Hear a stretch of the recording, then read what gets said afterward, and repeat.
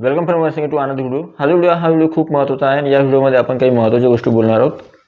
बोलताना थोडा त्रास होतोय पण तरी सुद्धा जे आहे हा व्हिडिओ याच्यासाठी महत्त्वाचा आहे कारण की प्रत्येक कास्टमधले जे उमेदवार आहे कोणत्या उमेदवारांना जास्त प्राधान्य असणार आहे। मी जे ॲनालिसिस केलं आहे किंवा ज्याच्यानुसार मी स्टडी केला आहे त्यानुसार मी सांगणार की वर्ग 1 ते 5, वर्ग 6 ते 8, वर्ग 9 ते 10, 11वी 12वीसाठी कशा पद्धतीने कोणकोणत्या कास्टसाठी किती मार्क्स लावू शकतात आणि सगळ्यात महत्त्वाचं म्हणजे कोणत्या कास्टचे असे उमेदवार आहे की ज्यांना स्कोर थोडा कमी असला तरी चालेल आणि पूर्ण ॲनालिसिस जे आहे ते करणार आहे या व्हिडिओमध्ये। व्हिडिओ जो आहे खूप महत्त्वाचा आहे। व्हिडिओ आवडला तर व्हिडिओला नक्की लाईक करा। तुम्ही चॅनलवर नवीन असाल तर चॅनलला अशाच प्रकारच्या महत्त्वपूर्ण माहितीसाठी चॅनलला सबस्क्राईब करा। साईडचं नोटिफिकेशन बिल त्याला ऑलवर सेट करा जेणेकरून तुमच्याकडून कोणत्याही प्रकारचं नोटिफिकेशन मिस होणार नाही। आणि तुम्ही म्हणाल की ॲक्च्युली आवाज असा काय येतोय, ॲक्च्युली तोंडामध्ये जे आहेत एका साईडला त्रास होतोय तर त्याच्यामुळे जे आहे थोडं प्रोनाऊन्सिएशन जर व्यवस्थित नाही झालं तर माफ करा मला, ठीक आहे।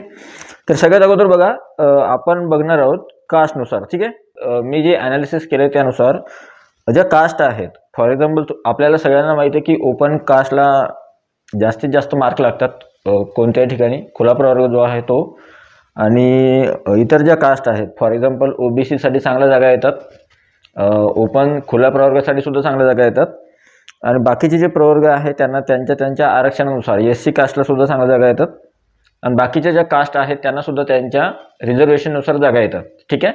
आता भरती प्रक्रियेमध्ये आपण गोष्ट करूया की कोणत्या कास्टला कशा प्रकारे प्राधान्य आहे ते तर सांगतोच मी। अगोदर तुम्हाला मार्क्स सांगून देतो की बुवा एवढे प्रत्येक कास्टला एवढे मार्क्स समजा असले तर फायद्याचे असतील।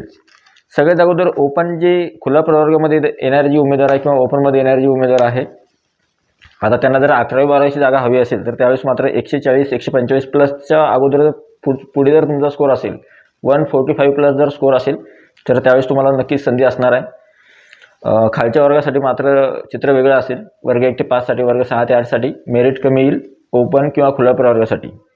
नंतर OBC जे उमेदवार आहेत त्यांच्यासाठी जमेची बाजू अशी आहे, जागा चांगल्या येतील, आरक्षण चांगलं आहे। OBCला 129 ते 134च्या आसपास मार्क जरी असले OBC कॅन्डिडेटला तरीसुद्धा तुम्ही शिक्षक भरतीमध्ये लागू शकता। SC कास्टच्या जागासुद्धा चांगल्या येतात, SC कास्टचं जे आरक्षण आहे त्यानुसार। आणि सगळ्यात महत्त्वाचं म्हणजे इथे कट ऑफ जो बघितला आपण किंवा SC कास्टच्या उमेदवारांसाठी किती मार्क्स लागतील, 122 127, ठीक आहे। आणि जर आपण समजा तुम्ही जर आरक्षण घेतलेलं असेल कोणत्या ना कोणत्या प्रकारचं समांतर आरक्षण तर त्यावेळेस मात्र स्कोर तुम्हाला खूप कमी लागायची शक्यता आहे। नंतर आहे SBC कास्ट। SBC कास्टमध्ये मराठा उमेदवार जे आहेत ज्यांना ॲक्च्युअलमध्ये हे आरक्षण नवीन आलं आता, तर त्यांना 128 133च्या मधात जर स्कोर आला, 128 ते 133च्या आसपास तुमचा मागे पुढे स्कोर असला तर त्यावेळेस तुम्ही शिक्षक भरतीमध्ये लागू शकता। सगळ्यात महत्त्वाचं इथे 2 कास्ट आहे, एक आहे EWS आणि दुसरी आहे ST कास्ट। EWSचा स्कोर यावर्षी कमी होऊ शकतो। EWSच्या उमेदवारांचं यावर्षी मार्क्स जे आहेत त्यांना कमी लागू शकतात, 112 ते 117च्या आसपास त्यांना जर मार्क्स असतील तर ते कदाचित यावर्षी शिक्षक भरतीमध्ये वर्ग 6 ते 8साठी किंवा 1 ते 5साठी निवड होऊ शकते त्यांची। ST कास्ट जी आहे, ST कास्ट खूप महत्त्वाची आहे। ST कास्टच्या उमेदवारांसाठी 110 ते 115 स्कोर जर त्याच्या पुढे जर तुमचा स्कोर असेल तर त्यावेळेस तुम्ही सेफ झोनमध्ये आहात। NTC कास्ट 125 ते 130च्या आसपास तुमचा स्कोर असेल तर त्यावेळेस शिक्षक भरतीमध्ये नंबर लागेल। VJA आता ही जी कास्ट आहे या कास्टच्या उमेदवारांसाठी सुद्धा मार्क्स कमी लागू शकतात, 118 ते 123च्या आसपास, त्याच्यासमोर जर असेल तर खूपच छान। NTB 121 ते 126च्या पुढे जर असेल तर खूप छान आहे आणि याच्या आसपास जरी असले तरी सुद्धा तुम्ही शिक्षक भरतीमध्ये लागू शकता। NTD 127 ते 132, 127च्या आसपास जरी मार्क्स असले तुमच्या मागे पुढे जरी असले तरी सुद्धा तुम्ही शिक्षक भरतीमध्ये लागू शकता व वेगवेगळ्या वर्गानुसार। आता हा जो मेरिट आहे किंवा हे जे मार्क्स आहे हे मी हायर सेकंडरी स्कूलसाठी, म्हणजे थोडक्यात काय म्हणतात त्याला, सेकंडरी स्कूल आणि हायर सेकंडरी स्कूल म्हणजे 9वी 10वी आणि 11वी 12वीचा विचार करून मी हे मार्क्स सांगितलेत। तुम्ही वर्ग 6 ते 8साठी आणि 1 ते 5साठी याच्यापेक्षा कमी मार्क्स लागतील थोडे अजून। आणि SBC NTDचं सांगितलं की मी हा 127 ते 132 आणि नंतर SBC साठी सुद्धा कमी मार्क्स लागतील, 125 ते 127च्या आसपास जे आहे त्यांना स्कोर लागू शकतो NTCला। आता यात सगळ्यात महत्त्वाच्या कास्ट कोणत्या आहे ते सांगतो। सगळ्यात पहिली आणि महत्त्वाची कास्ट जी मला वाटली ती अशी आहे बाकीच्या म्हणजे सर्व कास्टला तर प्राधान्य आहेच, पण जास्तीत जास्त प्राधान्य राहील एस टी कास्टचे जे उमेदवार आहेत त्यांच्यासाठी, कारण की त्यांचा मेरिट खूपच कमी दिसतोय. त्यांचे मार्क्स 110चे 115च्या आसपास आहे, म्हणजे जवळपास बाकीच्यांपेक्षा यांना स्कोर थोडा कमी लागू शकतो. आरक्षण असेल, टी पास असेल, डी असेल, बी असेल तर खूपच छान. क्वालिफिकेशन चांगलं असेल तर तुम्हाला वाव नक्की आहे. नंबर 2ची जी कास्ट आहे ती आहे EWS. यांचा सुद्धा स्कोर थोडा कमी लागू शकतो या उमेदवारांना. आर्थिक दुर्बल घटकामध्ये येणारे जे उमेदवार आहेत त्यांना, आणि यांना सुद्धा जे आहे शिक्षक भरतीमध्ये स्थान असेल. मेरिट यांचा सुद्धा जो आहे कमी राहील. तिसरे जे उमेदवार आहेत ते आहे SC कॅन्डिडेट. ॲक्च्युली SC कॅन्डिडेटचे जे उमेदवार आहेत त्यांच्यासाठी जागा भरपूर येतात. यांना स्कोअरसुद्धा जो आहे तो जेमतेम स्कोअर आहे, एवढा काही जास्त स्कोअर लागणार नाही SC उमेदवारांना. वरच्या वर्गासाठी जास्त लागेल थोडाफार, पण खालच्या वर्गांना जास्तीत जास्त स्कोअर तुम्हाला लागणार नाही आहे.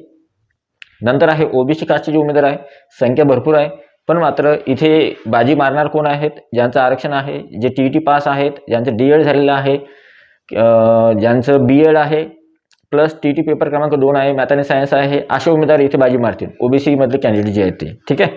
नंतर जे आहेत बाकीच्या उमेदवारांना सुद्धा स्कोप असणार आहे OBC मध्ये, पण त्यांचा स्कोर जो आहे चांगला असला पाहिजे. नंतर आहे खुला प्रवर्ग.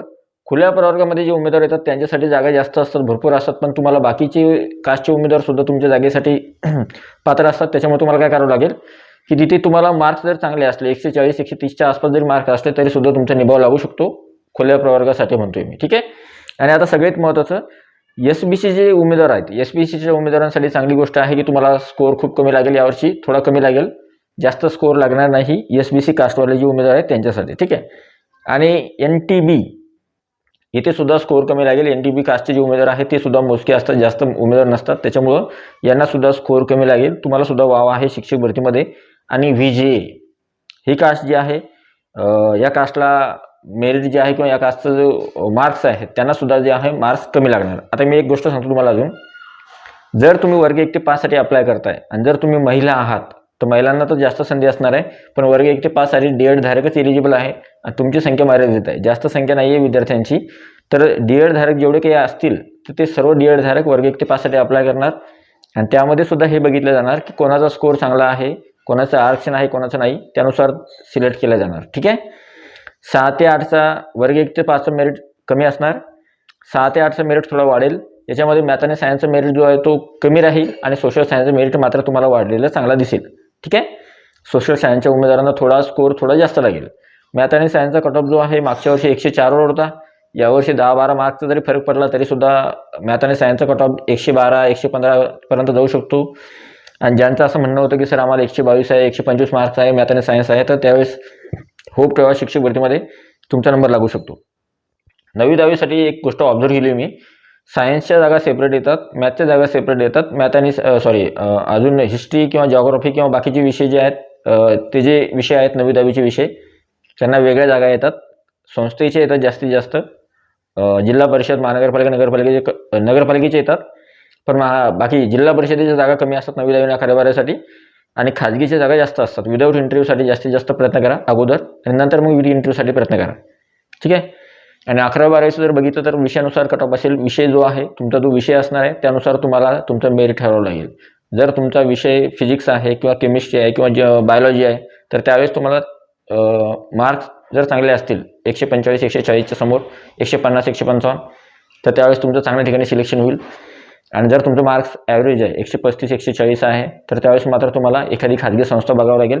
पण तरीसुद्धा काही हरकत नाही, खाजगी संस्थेवर सुद्धा चांगल्या प्रकारे ट्रीट केलं जातं. एखादी चांगली संस्था जी आहे त्याच ठिकाणी पसंतीक्रम द्या. आणि सगळ्यात महत्त्वाची गोष्ट, या सगळ्या गोष्टी ॲनालिसिस करून मी तुम्हाला सांगितल्या. आणि हा व्हिडिओ बघितल्यानंतर एक गोष्ट लक्षात ठेवा की 2 गोष्टी तुम्हाला प्रामुख्याने करायच्या आहेत.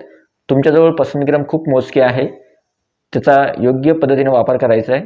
आणि जाहिराती आल्यानंतर पसंतीक्रम कसे द्यायचे त्या संदर्भात तुम्हाला जे काही गायडन्स भेटेल, कुठेही भेटलं तरी चालतं, जे काही गायडन्स भेटेल ते गायडन्स घेण्याचा प्रयत्न नक्की करा. त्याचा फायदा तुम्हाला नक्कीच यावर्षी शिक्षक भरती 2025 मध्ये होईल. तर हा हा जो व्हिडिओ तुम्हाला कसा वाटला, व्हिडिओ आवडला तर व्हिडिओला लाईक करा. हा जो व्हिडिओ आहे इतर आपल्या मित्रमैत्रिणींसोबत किंवा मित्रांसोबत जास्तीत जास्त शेअर करा, किंवा सर्व अभियोगधारकापर्यंत ज्यांना मदत होईल या व्हिडिओची आणि शिक्षक भरतीमध्ये लागण्याची शक्यता त्यांची वाढेल. आणि व्हिडिओच्या खाली तुम्हाला हा व्हिडिओ कसा वाटला अभिप्राय नक्की लिहा. व्हिडिओ जास्तीत जास्त शेअर करा. आणि तुम्ही चॅनलवर नवीन असाल तर चॅनलला सबस्क्राईब करा, साईडचं नोटिफिकेशन मिळतं ऑलवर शेअर करा. भेटूया पुढच्या व्हिडिओमध्ये. तोपर्यंत व्हिडिओ बघितल्याबद्दल thank you so much. Take care. Bye bye.